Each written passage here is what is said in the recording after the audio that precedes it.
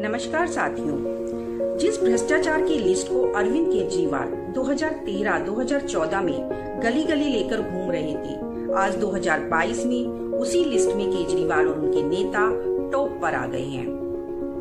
लड़ाई आपसे नहीं है, आपके पाप से है। मनीष सिसोदिया पर आरोप शराब माफियाओं के लगभग 144 करोड़ रुपए माफ करने का है। इंपोर्टेड बियर के दाम घटा दिए गए। शराब नीति में नियम तोड़कर बदलाव किए गए। पुराने लाइसेंस धारकों को वक्त दिया गया। लाइसेंस फीस के 30 करोड़ माफ, लाभ पहुंचाने के बदले रिश्वत घोटाला जनता के पैसों से किया गया। विज्ञापन जनता के पैसों से, धोखा जनता के विश्वास से किया गया। केजरीवाल ने नई शराब नीति में क्रेडिट नोट का फार्मूला रखा ताकि क्रेडिट नोट के बदले में कैश मिले और शराब दी जाए, ताकि शराब से मिलने वाला कमीशन सारा कैश में मिले और गड़बड़ी पकड़ी ना जाए। लेकिन चोरी पकड़ी गई।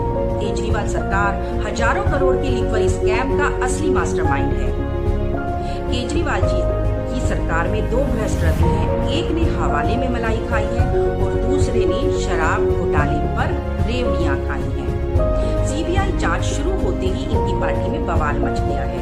सत्येंद्र जैन के बाद अब कट्टर भ्रष्ट सिसोदिया को बचाने निकले हैं केजरीवाल जी। दिल्ली में शराब के दलालों को, भ्रष्टाचारियों को मनीष सिसोदिया जी और अरविंद केजरीवाल जी, जनता को हिसाब भी देना पड़ेगा और जनता को जवाब भी देना पड़ेगा। आप पार्टी के राघव चड्ढा कहते हैं कि अगर कोरोना मार्च में आ गया था तो हमें इससे क्या लेना देना, हमें तो शराब नीति बनानी ही थी। तो चड्ढा जी, 23,000 लोग दिल्ली में मरे हैं। मार्च के महीने में कोविड से उनकी मृत्यु हुई है।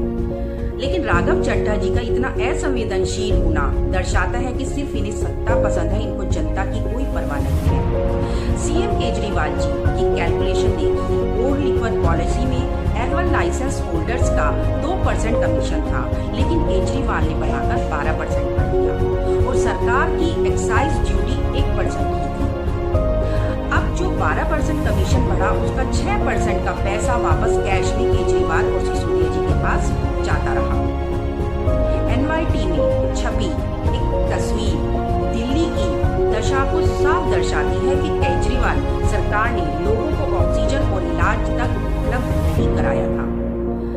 यह इनके स्वास्थ्य मॉडल, मरे हुए स्वास्थ्य मॉडल की एक कहानी बयां करती है। आपके राजनीतिक लोगों का सिर्फ एक ही मकसद है, जनता को बेवकूफ बनाकर सिर्फ और सिर्फ सत्ता पाना और पैसा पाना।